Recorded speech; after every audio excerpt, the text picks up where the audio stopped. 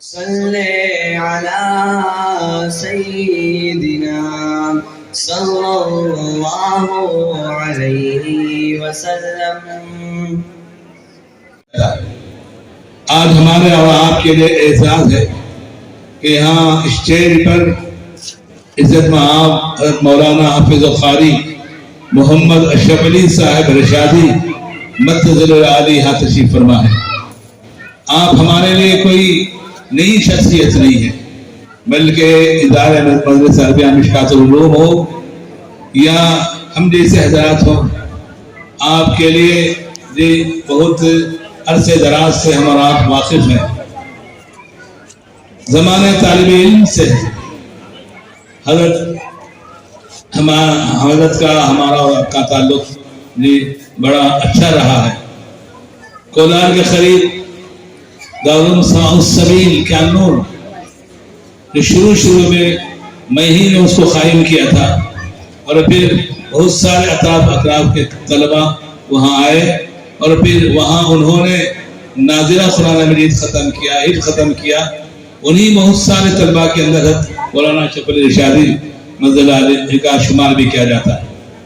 حضرت نے کیانور کے مدرسے میں ناظرہ ختم فرمایا اور حضرت مولانا حیات شریف صاحب کے پاس بیٹھ کر اور ہم تمام کے سامنے حفظ کلام اللہ ختم فرمایا، اور اس کے بعد حضرت مولانا سفیر الشاد کا رخ کیا، اور پھر وہاں عالم بنے، فاضل بنے، اور آج ایک بہت بڑی مسجد جس کو بڑا مکان کہتے ہیں مسجد بیران، وہاں اس کے خطیب بھی ہیں، اور آپ کے زیر سرپرستی بیت المال صفہ بیت المال کے نام سے چل رہا ہے۔ اس کے علاوہ ایک عورتوں کا مدرسہ بھی چل رہا ہے۔ تو سمجھیے کہ آپ کی شخصیت سے ایک عالم فیضاب ہو رہا ہے۔ امید کرتے ہیں کہ ہم اللہ تعالیٰ آپ کے فیض کو تاتم قیامت جاری اور ساری فرمائے، اور ہم تمام کو امید ہے کہ حضرت والا ہم لوگوں کو بھی انشاءاللہ دعا میں یاد رکھیں گے۔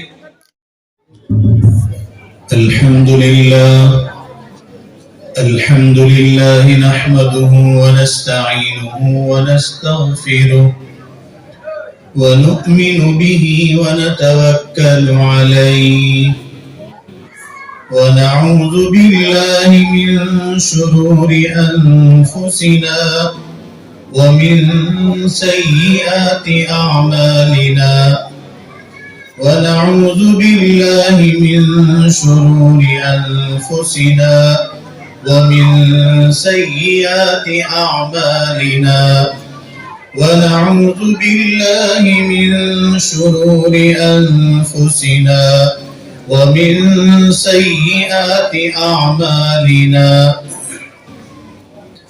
من يهد الله فلا مضل له ومن يضلل فلا هادي له ونشهد أن لا إله إلا الله وحده لا شريك له ونشهد أن سيدنا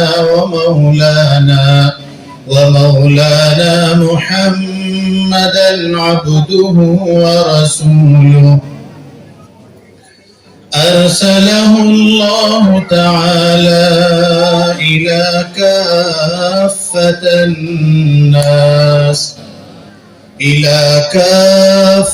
الناس بالحق بشيرا ونذيرا وداعيا إلى الله بإذنه وسراجا منيرا أما بعد فأعوذ بالله من الشيطان الرجيم بسم الله الرحمن الرحيم قل إن كنتم تحبون الله فاتبعوني يحببكم الله ويغفر لكم ذنوبكم صدق الله العظيم وقال النبي صلى الله عليه وسلم لا يؤمن أحدكم حتى أكون أحب إليه من والده وولده والناس أجمعين، أو كما قال النبي عليه الصلاة والسلام۔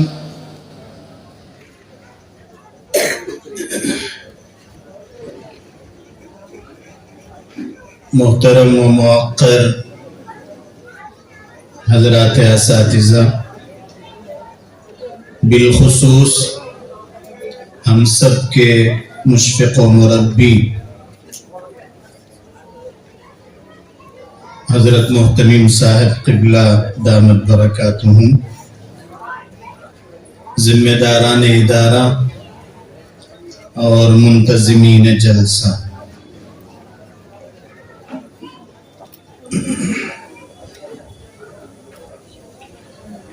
وقت بہت مختصر ہے اور مختصر سے وقت میں نبی کی سیرت کو بیان کرنے کی ذمہ داری دی گئی ہے۔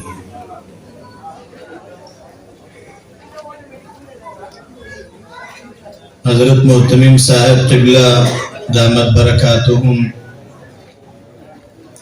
جن الفاظ سے مجھے یاد فرما رہے تھے،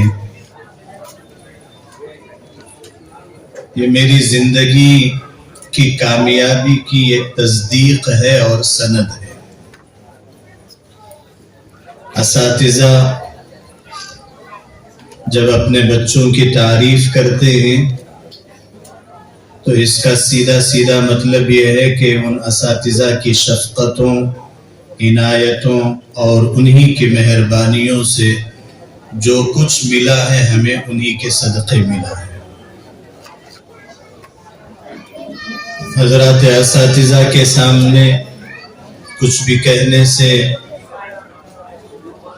زبان لرزتی ہے۔ حضرت قبلہ دامت برکاتہم سے گزارش ہے کہ اگر دوران خطاب کچھ غلطی، کچھ سہو مجھ سے ہو جائے تو آپ کو پورا اختیار بنتا ہے کہ درمیانی خطاب میں آپ مجھے ٹوکیں۔ ہم سب یہاں سیکھنے کے ارادے سے جمع ہیں۔ میرے عزیز طلبہ اور معزز سامعین، امام الانبیاء تاجدار مدینہ احمد مجتبی محمد مصطفیٰ صلی اللہ تعالی علیہ وسلم جب اس کائنات میں تشریف لائے تو آپ کی تشریف آوری سے پہلے یہ دنیا ظلمت میں، اندھیرے میں اور تباہی میں گر چکی تھی۔ اس قدر ظلمت، اس قدر اندھیرا کہ انسان برائے نام انسان تھا، انسانوں کے شکل میں جانوروں جیسی زندگی ان کی گزرتی تھی۔ نہ کھانے پینے کا کوئی سلیقہ، نہ زندگی گزارنے کا کوئی طور طریقہ، نہ بڑوں کا ادب، نہ چھوٹوں پر شفقت، یہاں تک کہ تاریخ میں موجود ہے کہ دونوں جہاں کے سردار امام الانبیاء صلی اللہ علیہ وسلم کے اس دنیا میں تشریف لانے سے پہلے اہل عرب کا یہ حال تھا کہ جب تک باپ زندہ ہے ماں ہوتی، اور جیسے ہی باپ کا انتقال ہوا بیٹا اپنی ماں سے نکاح کر جاتا۔ اس زمانے میں لوگ اس درجے گر چکے تھے، انہیں اتنی بھی سمجھ نہیں، عقل نہیں، فراست نہیں، فہم نہیں کہ ماں کون، بیوی کون، بہن کون، فلاں رشتہ دار کون۔ باپ کے انتقال کے بعد ماں سے نکاح کیا جاتا، پیشاب کرنے کا طریقہ انہیں نہیں آتا تھا، جیسے جانور راستے میں چلتے چلتے پیشاب پاخانہ کرتے ہیں، اس زمانے میں لوگ راستے میں چلتے چلتے پیشاب کیا کرتے۔ لڑکیوں کو زندہ زمین میں گاڑ دینا یہ تو ان کی عادت تھی، فطرت بن چکی تھی۔ قربان جائے محمد عربی صلی اللہ علیہ وسلم پر اسی 12 ربیع الاول کو اللہ نے دنیا کی قسمت جگائی، اللہ نے امام الانبیاء کو دنیا میں بھیجنے کا فیصلہ فرمایا۔ وہ نبی جس کے آنے کا انتظار حضرت آدم کو تھا، وہ نبی جس کے آنے کا انتظار حضرت ابراہیم کو تھا، وہ نبی جس کے آنے کا انتظار حضرت یونس کو تھا، وہ نبی جس کے آنے کا انتظار حضرت عیسیٰ کو تھا، وہ نبی جن کے آنے کا انتظار تقریباً 1.25 لاکھ انبیاء کو تھا۔ بالآخر اللہ نے وہ وقت لایا، وہ گھڑی لائی جب امام الانبیاء صلی اللہ علیہ وسلم عین صبح صادق کے موقع پر جب اندھیرا چھٹ رہا تھا، روشنی آ رہی تھی، اللہ نے دنیا میں ایک ایسا نور بھیجا، اللہ نے دنیا میں ایک ایسی روشنی بھیجی۔ یہ سورج جو روزانہ اگتا ہے اور شام میں ڈوب جاتا ہے، رب کعبہ کی قسم محمد کی شکل میں اللہ نے جس نور کو نکالا تھا، دنیا تباہ ہو جائے گی، اللہ اس نور کو ہمیشہ باقی رکھے۔ عین صبح صادق کے موقع پر اللہ نے نبی کی پیدائش کا وقت متعین کر کے دنیا کو یہ بتایا کہ اب وہ پیغمبر دنیا میں آنے والے ہیں جن کے آنے سے اندھیرا چھٹے گا، جن کے آنے سے ظلمتیں ختم ہوگی، جن کے آنے سے ظالم اپنے ظلم سے روکا جائے گا۔ اس نبی کے آنے سے دنیا میں رشتہ داریوں کو ایک راستہ ملے گا، اس نبی کے دنیا میں آنے سے دنیا کو جینے کا اور انسانوں کو اپنی زندگی گزارنے کا ایک مقصد ملے گا۔ امام الانبیاء صلی اللہ علیہ وسلم اس کائنات میں عین صبح صادق کے موقع پر تشریف لا کر دنیا کو یہ بتایا، یہ سمجھایا کہ اب یہاں ظلمتیں نہیں چلیں گی، اب یہاں نفرتیں نہیں چلیں گی، اب یہاں عداوتیں نہیں چلیں گی، یہاں اجالا رہے گا، یہاں نور رہے گا، یہاں چاروں طرف سچائی کا نور رہے گا، یہاں چاروں طرف امن و امان کا نور رہے گا، یہاں چاروں طرف بھائی چارگی کا نور رہے گا۔ اللہ نے ساری دنیا کو بتایا کہ وہ پیغمبر دنیا میں تشریف لا چکے جن کے آنے سے لوگوں کو زندگی ملے گی۔ امام الانبیاء صلی اللہ علیہ وسلم زندگی کے مختلف پہلو، زندگی کے مختلف گوشے، کہیں نبی کا بچپن، کہیں نبی کی ولادت سے پہلے کے حالات، کہیں نبی کے لڑکپن کا دور، کہیں نبی کے جوانی کا تذکرہ، کہیں نبی کے شادیوں کا وہ واقعات، کہیں نبی کے وہ واقعات جس موقع پر امام الانبیاء پر غار حرا کی تنہائیوں میں وحی نازل ہوئی تھی۔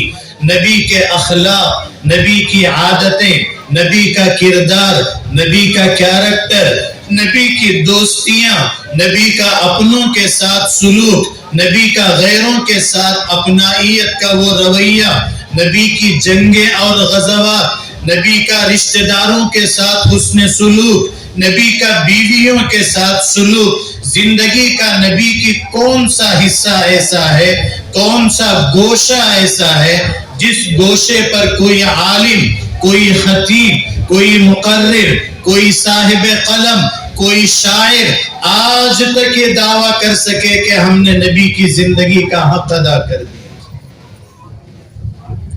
گھنٹوں بیان کیا جائے تب بھی یہی کہا جاتا ہے کہ ہم نے نبی کا حق ادا نہیں کیا. بلکہ علامہ شیخ سعدی رحمہ اللہ نے فرمایا بعد از خدا بزرگ توئی قصہ مختصر. کیا ہم نبی کی سیرت بیان کریں, کیا ہم نبی کے اخلاق بیان کریں, کیا ہم نبی کا کردار بیان کریں, کیا ہم نبی کے صبح و شام بیان کریں, کیا ہم نبی کی زندگی بیان کریں. علامہ شیخ سعدی رحمہ اللہ نے فرمایا دنیا کی کوئی طاقت نبی کی سیرت بیان نہیں کر سکتی. ایک جملہ حضرت شاہ نے فرمایا کہ بعد از خدا بزرگ توئی قصہ مختصر. اللہ کے بعد اگر کوئی اونچی ذات ہے تو وہ محمد کی ذات ہے, محمد الرسول اللہ صلی اللہ علیہ وسلم. میرے عزیزوں, میرے نوجوانوں اور میرے عزیز طلبہ, نبی کی سیرت کا وہ حصہ جو حصہ اخلاق سے تعلق رکھتا ہے, جو حصہ کردار سے تعلق رکھتا ہے, جو حصہ آپ کے سلوک سے تعلق رکھتا ہے, بس اس حصے کی چند جھلکیاں, چند گوشے میں آپ کے سامنے رکھوں اور پھر اپنی بات ختم کروں. نبی پاک علیہ السلام کے اخلاق جن کے بارے میں قرآن کہتا ہے انک لعلی خلق عظیم. کون پہنچ سکتا ہے نبی کے اخلاق تک؟ کون بیان کر سکتا ہے نبی کے اخلاق کا وہ اعلیٰ معیار؟ نبی کے اخلاق کیا تھے؟ نبی کا کردار کیسا تھا؟ نبی سے محبت کسے کہتے ہیں؟ واقعات میں ہے امام الانبیاء صلی اللہ علیہ وسلم ایک مرتبہ وضو فرما رہے ہیں. حضرات صحابہ اطراف و اکناف میں ہیں. جیسے اللہ کے رسول وضو فرماتے ہیں, وضو کے پانی کے جو قطرے زمین پر گر رہے ہیں, حضرات صحابہ انتہائی چالاکی کے ساتھ سامنے سامنے ایسے جیسے کہ ایک قطرہ بھی زمین پر نہ گرے. حضرات صحابہ چاروں طرف جمع ہیں. اللہ کے رسول وضو فرماتے ہیں, وضو کے قطرے جیسے جیسے زمین پر ٹپکنے لگتے ہیں. حضرات صحابہ امام الانبیاء کے ان وضو کے قطرات کو اپنے ہاتھوں میں لے کر کبھی اپنے چہرے پہ مل رہے, کبھی اپنے ہاتھوں پہ مل رہے, کبھی اپنے جسم پہ مل رہے. اللہ کے رسول نے دیکھا کہ پوچھا صحابہ یہ تم کیا کر رہے ہو, کیوں کر رہے ہو؟ حضرات صحابہ نے فرمایا یا رسول اللہ کوئی اور مقصد نہیں ہے, آپ کی محبت میں ہم یہ کر رہے ہیں. صحابہ نے فرمایا یا رسول اللہ آپ کی محبت میں ہم یہ کر رہے ہیں. نبی نے جواب میں کیا فرمایا؟ نبی نے جواب میں فرمایا سنو, اگر واقعتاً تم سے مجھ سے محبت ہے تو تمہیں چند کاموں کو کرنا پڑے گا. امام الانبیاء صلی اللہ علیہ وسلم نے فرمایا فَلْيَصْدُقْ حَدِيثَهُ, ہمیشہ سچ بولا کرو, تمہاری زبان سے جھوٹ نہ نکلے, تمہاری زبان سے غلط جملے نہ نکلے, کبھی جھوٹ کا صائبہ تمہاری زندگی میں نہ آئے, کبھی جھوٹ کا تجربہ تمہاری زندگی میں نہ کیا جائے. وہ امام الانبیاء صلی اللہ علیہ وسلم 40 سال تک مکے والوں کے درمیان اپنی زندگی گزارتے, اور 40 سال کی عمر میں جب نبوت کی ذمہ داریاں نبی کو دی گئیں, فاران کی چوٹی پر کھڑے ہو کر امام الانبیاء صلی اللہ علیہ وسلم نے اعلان فرمایا لوگوں کلمہ پڑھو لا الہ الا اللہ محمد الرسول اللہ, دنیا میں کامیاب رہو گے, آخرت میں بھی تمہیں کامیابی ملے گی. دشمنان مکہ نے کیا کہا تھا؟ دشمنان مکہ نے نبی کو طرح طرح کے جملوں سے گالیاں دی تھی, لیکن اس موقع پر نبی نے ان مکے والوں سے پوچھا مکے والوں ذرا سوچو تو صحیح, 40 سال میں نے تمہارے درمیان زندگی گزاری, کیا کبھی میں نے تم سے جھوٹ کہا؟ کیا کبھی میں نے جھوٹ کا سہارا لیا؟ انسان کبھی نہ کبھی کسی نہ کسی موقع پر جھوٹ بول ہی لیتا ہے۔ نبی نے اپنی زندگی کو سامنے رکھا، 1 نہیں 2 نہیں 10 نہیں 20 نہیں 40 سالہ زندگی نبی نے مکے والوں کے سامنے رکھا اور مکے والوں سے پوچھا کہ مکے والوں ذرا یہ بتاؤ کہ کیا کبھی میں نے جھوٹ کہا؟ سارے مکے والوں نے یہ کہا کہ محمد آپ کبھی جھوٹ نہیں بولتے، جھوٹ کا تجربہ ہم نے آپ سے نہیں کیا، جب بھی آپ نے جو کچھ بولا ہے ہمیشہ سچ بولا ہے۔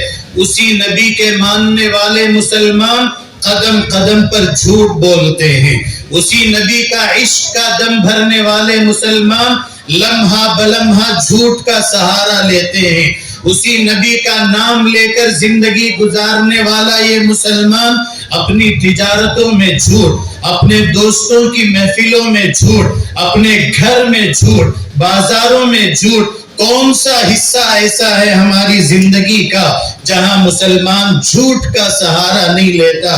نبی نے فرمایا جو مسلمان جھوٹ بولے رحمت کے فرشتے میلوں دور اس سے نکل جاتے ہیں۔ جو نبی سچائی کا پیغام لے کر آئے، جو نبی صدق و امانت کا پیغام لے کر آئے، ذرا واقعات یاد نہیں ہے تو پھر جاؤ ذرا کتابیں کھنگال کے دیکھو۔ جسے ہم اور آپ ولی کہتے ہیں حضرت شیخ عبد القادر جیلانی، کتنا مشہور واقعہ، کتنا مشہور واقعہ چھوٹے چھوٹے بچوں کو سکھایا جاتا ہے۔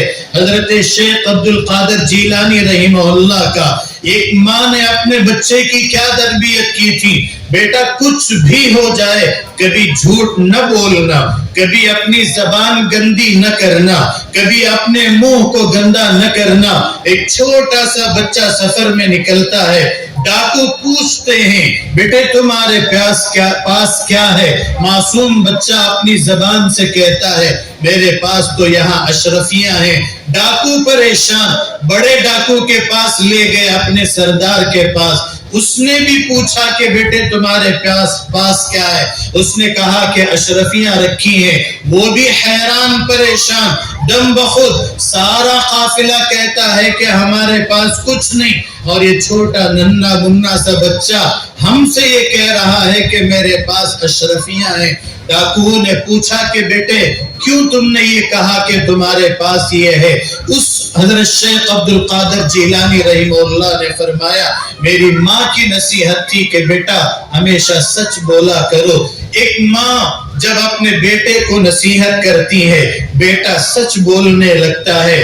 پیغمبر دو جہاں سرکار دو عالم صلی اللہ علیہ وسلم مجھے آپ کو اور امت کو یہ پیغام دے گئے خبردار کبھی جھوٹ نہ بولنا۔ چند روپے اگر جاتے ہیں تو جانے دے، چند سکے اگر جاتے ہیں تو جانے دے، کوئی گاہک تمہارے ہاتھوں سے نکلتا ہے نکلنے دے، لیکن خبردار اپنی زبان کو گندی نہ کرنا، کبھی جھوٹ نہ بولنا۔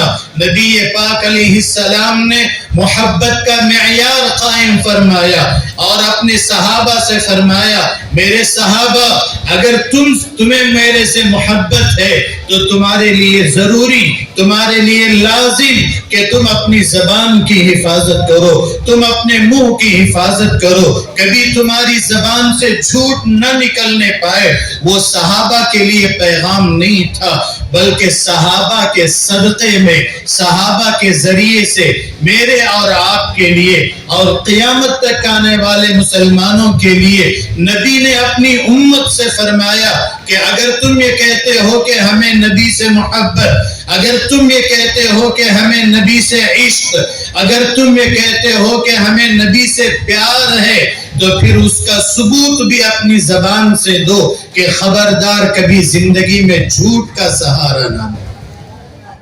اور پھر آگے امام الانبیاء صلی اللہ علیہ وسلم نے فرمایا کہ جب کوئی امانت تمہارے پاس رکھی جائے خبردار امانت میں خیانت نہ کرنا۔ یہ محبت کی نشانی ہے، یہ محبت کی علامت ہے کہ امانت میں خیانت نہ کرنا۔ عام طور پر لوگ یہ سمجھتے ہیں امانت میں خیانت کا مطلب کسی نے میرے پاس 1000 روپے امانت رکھے، اس میں خیانت نہ کروں. یہ تو سیدھا سادہ مطلب ہے. امانت میں خیانت نہ کرنے کا مطلب یہ ہے کہ اللہ نے جو نعمتیں تمہیں دی ہیں ان نعمتوں کا صحیح استعمال کرنا. اللہ نے اگر عقل دی، عقل کا صحیح استعمال کرو.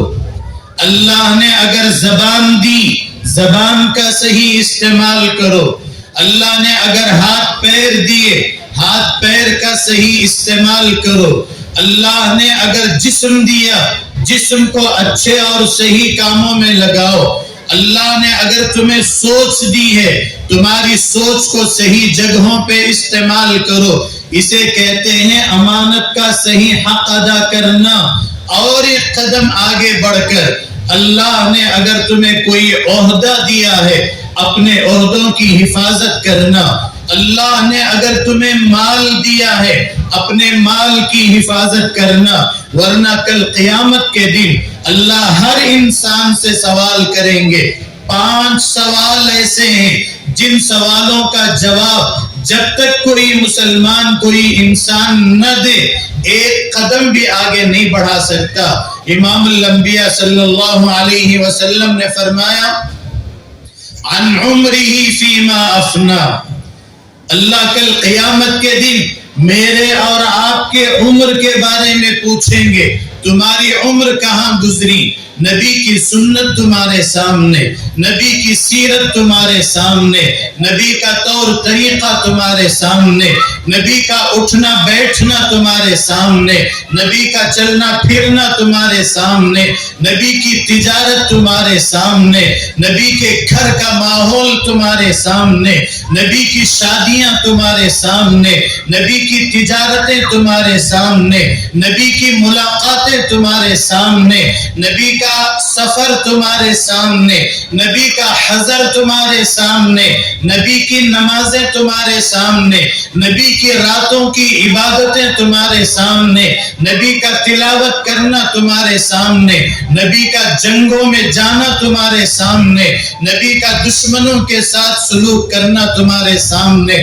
کل قیامت کے دن اللہ مجھ سے آپ سے پوچھیں گے کہ نبی کا سارا حلیہ، نبی کی ساری زندگی، نبی کی ساری سیرت، نبی کی پیدائش سے پہلے سے لے کر نبی کی وفات تک کی پوری تاریخ ہم نے تمہارے سامنے رکھی. ایسی تاریخ جو حضرت آدم کی نہیں تھی، ایسی تاریخ جو حضرت نوح کی نہیں تھی، ایسی تاریخ جو حضرت ادریس کی نہیں تھی، ایسی تاریخ جو حضرت عیسیٰ کی نہیں تھی. اللہ نے محمد الرسول اللہ صلی اللہ علیہ وسلم کی تاریخ کو تمہارے لیے سراپا محفوظ کر کے دکھا دیا. کل قیامت کے دن اللہ تعالی مجھ سے اور آپ سے پوچھیں گے عن عمرہ فیما افنا. میرے بندے یہ بتا تو صحیح، میں نے تجھے زندگی دی تھی، اس لیے زندگی دی تھی تاکہ تو شریعت کے مطابق گزارے، اس لیے زندگی دی تھی تاکہ سنت کے مطابق گزارے، اس لیے زندگی دی تھی تاکہ قرآن کے مطابق گزارے، اس لیے زندگی دی تھی تاکہ تیری زندگی میں سنتیں آئیں، اس لیے ہم نے تجھے زندگی دی تھی تاکہ محمد الرسول اللہ کی محبت تیرے دل میں آ جائے. کل قیامت کے دن میرے عزیزوں، میرے نوجوانوں، میرے مسلمانوں اور میرے عزیز طلبہ، اپنی زندگی میں ہمیشہ یاد رکھو، آج نہیں تو کل، کل نہیں تو پرسوں مجھے بھی مرنا ہے، آپ کو بھی مرنا ہے. مرنے کے بعد، منو مٹی نیچے دفن ہونے کے بعد، کل قیامت کے دن اللہ ہم سے ہماری زندگی کے بارے میں پوچھیں گے. نبی کے عشق کے بارے میں پوچھیں گے، نبی کی محبت کے بارے میں پوچھیں گے۔ آج تم سے یہ نہیں پوچھا جائے گا کہ تم نے دنیا میں کیا کمایا تھا، تم نے دنیا میں کتنے گھر بنائے تھے، تم نے دنیا میں کتنی شادیاں کی تھی، تم نے دنیا میں کتنی دولت جمع کی تھی، تم نے دنیا میں کیا کاروبار کیا تھا۔ رب کعبہ کی قسم، یہ سوال شاید بعد میں ہو جائے۔ سب سے پہلا جو سوال ہوگا، عن عمرہ فیما افنا، میرے بندے ذرا یہ بتا کہ میں نے تجھے زندگی دی تھی تاکہ تیری زندگی قرآن پر گزرے، تیری زندگی سنتوں پر گزرے، تیری زندگی شریعت کے مطابق گزرے۔ کل قیامت کے دن اللہ پوچھیں گے، بتا کہاں تیری زندگی میں سنت تھی، کہاں تیری زندگی میں شریعت تھی؟ تو دکان جاتا، سنت کو پیچھے کرتا، تو شادی کرتا، نبی کی سنت کو پیچھے کرتا، تو اپنے بچوں کو پال پوس کے بڑا کرتا، نبی کی سنتیں پیچھے رہ جاتی۔ زندگی کا کون سا حصہ ایسا ہے، زندگی کا کون سا گوشہ ایسا ہے جہاں ہم یہ دعوے کے ساتھ کہہ سکیں کہ ہم نبی کے ماننے والے، ہم نبی کی سنت کو اپنانے والے، ہم نبی کی سیرت کو اپنانے والے؟ پھر مسلمانوں کس زبان سے کہتے ہو کہ ہم غلام محمد ہیں، ہم غلام مصطفیٰ ہیں؟ غلام مصطفیٰ ایسے نہیں ہوتے، غلام مصطفیٰ تو وہ ہیں جنہیں صحابہ کہتے ہیں، غلام مصطفیٰ تو وہ ہیں جنہیں اولیاء کرام کہتے ہیں، غلام مصطفیٰ تو وہ ہیں جنہیں بزرگان دین کہتے ہیں۔ کہاں ہماری زندگی میں سنت، کہاں ہماری زندگی میں شریعت، کہاں ہماری زندگی میں قرآن، کہاں ہماری زندگی میں نماز، کہاں ہماری زندگی میں تلاوت، کہاں ہماری زندگی میں ذکر و اذکار، کہاں ہماری زندگی میں شریعت پر عمل، کہاں ہماری زندگی میں ہمارا لباس سنتوں جیسا، ہمارا چہرہ سنتوں جیسا، ہمارا چلنا پھرنا سنتوں جیسا؟ جبکہ وہ نبی نے فرمایا بیت الخلا میں جاؤ تو سنت کے مطابق جاؤ، بیت الخلا سے باہر نکلو تو سنت کے مطابق نکلو، گھر جاؤ تو سنت کے مطابق جاؤ، گھر سے باہر نکلو تو سنت کے مطابق نکلو، بازار میں جاؤ چہارم کلمہ پڑھتے ہوئے جاؤ، بازار میں زیادہ دیر نہ ٹھہرنا۔ نبی نے فرمایا میرے امت کے لوگوں بازار میں زیادہ دیر تک نہ ٹھہرنا، اس لیے کہ بازار شیطانوں کی رہنے کی جگہ ہے، تمہیں تجارت کرنا ہے، تمہیں کاروبار کرنا ہے۔ ہر سال منعقد کرتے ہیں، لیکن میرے بنگال کے نوجوانوں، میرے بنگال کے عزیز مسلمانوں، اگر تم اتنی دور کا سفر کر کے اس شہر میں آئے ہو، تمہارا تجارت کا غرض ہوگا، تمہارا مقصد تجارت ہوگا، لیکن کچھ بھی ہو، کچھ بھی ارادہ ہو، لیکن یاد رکھو سب سے پہلے تم مسلمان ہو۔ اور ایک مسلمان کی سب سے بڑی پہچان یہ ہے کہ مسلمان کبھی نماز کو ناغہ نہیں کرتا، مسلمان کبھی نماز کو چھوڑتا نہیں۔ اسی لیے دن میں 5 مرتبہ مسجد کے میناروں سے صدا لگائی جاتی ہے، حی علی الصلاۃ، حی علی الفلاح، آؤ نماز کی طرف، آؤ کامیابی کی طرف۔ کامیابی تمہارے دکانوں میں نہیں ہے، کامیابی تمہارے سونے چاندی کے زیورات میں نہیں ہے، کامیابی تمہارے دھن دولت میں نہیں ہے، کامیابی تمہاری بڑی بڑی عمارتوں میں نہیں ہے، کامیابی تمہاری بڑی بڑی کاروں اور دوسری سواریوں میں نہیں ہے۔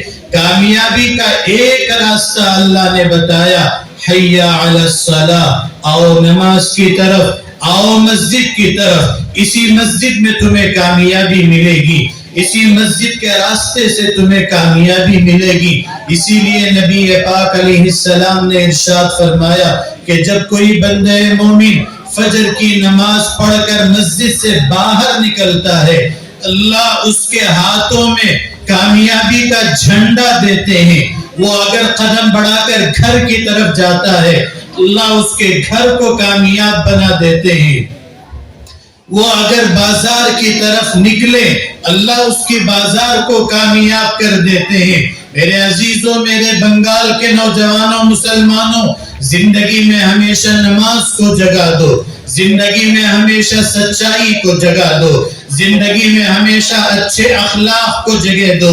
امام الانبیاء صلی اللہ علیہ وسلم کی زندگی کا سب سے بڑا پیغام اچھے اخلاق، اچھے اخلاق، اچھے اخلاق، بیوی بچوں کے ساتھ اچھے اخلاق، اپنے پڑوسیوں کے ساتھ اچھے اخلاق، اپنے گاہکوں کے ساتھ اچھے اخلاق، اپنے رشتہ داروں کے ساتھ اچھے اخلاق، اپنے غیروں کے ساتھ اچھے اخلاق۔ نبی نے فرمایا اپنے پڑوسی، چاہے وہ مسلمان ہو کہ غیر مسلم، چاہے وہ ہندو ہو کہ یہودی، نبی نے فرمایا کہ اس کے ساتھ اچھا سلوک کرو۔ یہ امت کو پیغام دیا گیا اور اخلاق کی تعلیم نبی نے دی ہے۔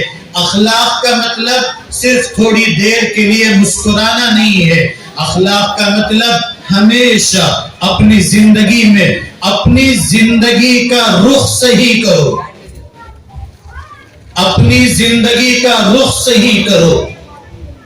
کوشش کریں میری زبان سے کسی کو نہ تکلیف ہو، کوشش کریں میری سوچ سے کسی کو تکلیف نہ پہنچے، کوشش کریں میرے ہاتھوں اور پیروں سے کسی کو تکلیف نہ پہنچے۔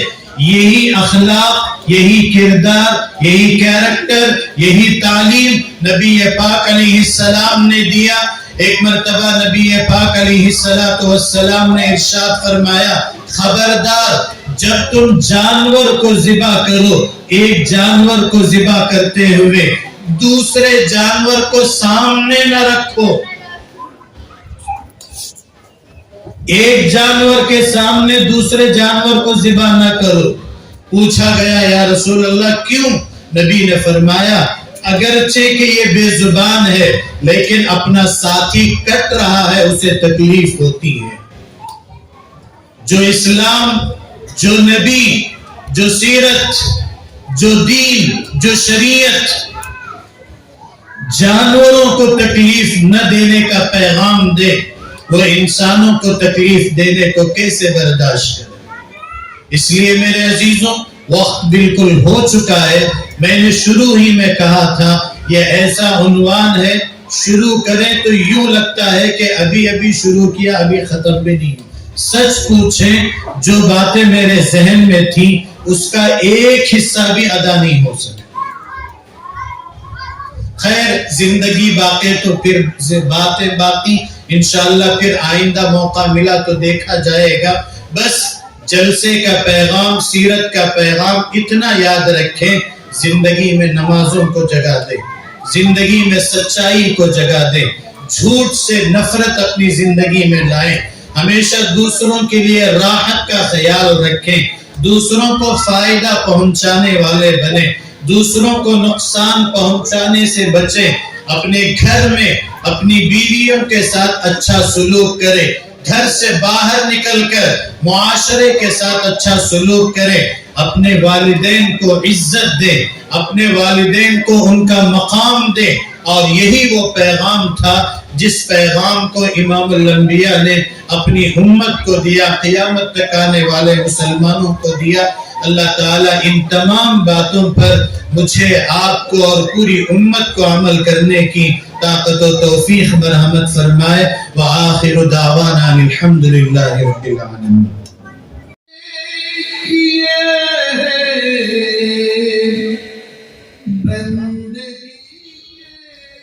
دوستو، بنگلور میں رہنے والے مغربی بنگال کے مسلمان ہر سال جشن میلاد النبی صلی اللہ علیہ وسلم کا جلسہ اعلیٰ پیمانے پر، شاندار پیمانے پر منعقد کرتے ہیں۔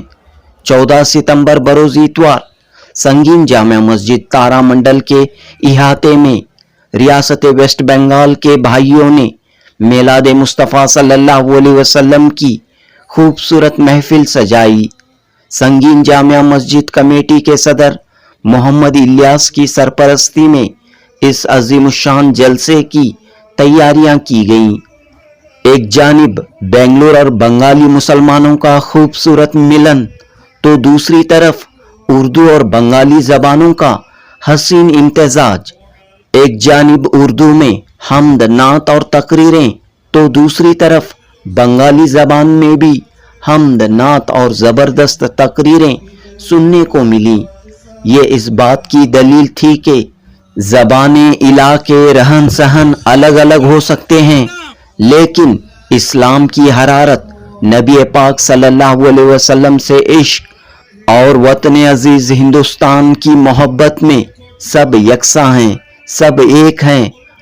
دوستو، ملک کی دیگر ریاستوں کی طرح ویسٹ بنگال کے لوگوں کی بھی ایک بڑی تعداد شہر بنگلور میں مقیم ہے۔ بنگلور کے قدیم علاقے تارا منڈل میں بنگالی تاجروں کی کثیر تعداد موجود ہے، جو زیادہ تر سونے اور کپڑے کی تجارت سے وابستہ ہیں۔ تارا منڈل میں موجود سنگین جامع مسجد اور مدرسہ عربیہ مشکات العلوم بنگالی بھائیوں کے لیے عبادت و تعلیم کی جگہ بن چکی ہے، اور اس علاقے میں رہنے والے بنگالی مسلمان پچھلے 23 سال سے پابندی کے ساتھ میلاد النبی صلی اللہ علیہ وسلم مناتے ہوئے آ رہے ہیں۔ اس جلسے کی پہلی نشست میں مدرسہ عربیہ مشکات العلوم کے طلباء نے قرات، حمد، نعت، سیرت النبی صلی اللہ علیہ وسلم پر تقریریں پیش کیں، تو دوسری نشست میں مسجد معراج بڑا مکان کے خطیب مولانا اشرف علی رشادی نے نبی کریم صلی اللہ علیہ وسلم کی تعلیمات اور آج کے مسلمانوں کی حالت پر پرمغز خطاب پیش کیا۔ مولانا اشرف علی رشادی نے ہمیشہ سچائی پر قائم رہنے اور سچی بات کرنے کی تلقین کی۔ مدرسہ عربیہ مشکات العلوم کے محتمم معروف عالم دین مولانا مفتی رفیق احمد رشادی و قاسمی کی صدارت میں یہ اجلاس ہوا۔ صدر محمد الیاس، مولانا سید یونس مفتاحی و دیگر نے شرکت کی۔ جلسے کی تیسری اور آخری نشست میں کولکتہ کے فرفرا شریف سے آئے علماء کرام نے خطاب کیا۔ خاص طور پر مغربی بنگال کی مشہور روحانی شخصیت مولانا پیرزادہ طہا صدیقی کا خطاب دلوں اور ذہنوں کو جھنجھوڑنے والا تھا۔ آپ نے اپنے خطاب میں سب سے زیادہ توجہ، سب سے زیادہ زور نماز قائم کرنے پر دیا۔ مولانا پیرزادہ طہا صدیقی نے کہا کہ ایک جانب ہم کہتے ہیں کہ نبی کا دامن نہیں چھوڑیں گے، تو دوسری طرف مسلمان تمام برائیوں سے دامن تھامے ہوئے ہیں۔ اگر نبی کریم صلی اللہ علیہ وسلم سے سچی محبت ہے، سچا عشق ہے، تو آپ صلی اللہ علیہ وسلم کی تعلیمات پر، سنتوں پر بھی مکمل عمل پیرا رہنا چاہیے۔ اس طرح بنگالی زبان میں مولانا پیرزادہ طہا صدیقی کا خطاب توجہ کا مرکز رہا۔ کولکتہ کے فرفرا شریف سے آئے مفتی عظمت اللہ اور مولانا سید عبد الوحید نے بھی اس یادگار جلسے سے خطاب کیا۔ بہرحال کولکتہ سے آئے ان علماء کرام کے خطابات سے اس بات کا اندازہ ہو رہا تھا کہ اردو کے ساتھ بنگالی زبان میں بھی اسلام کا لٹریچر کافی وسیع و گہرا ہے۔ جنوبی ہند نیوز رپورٹ۔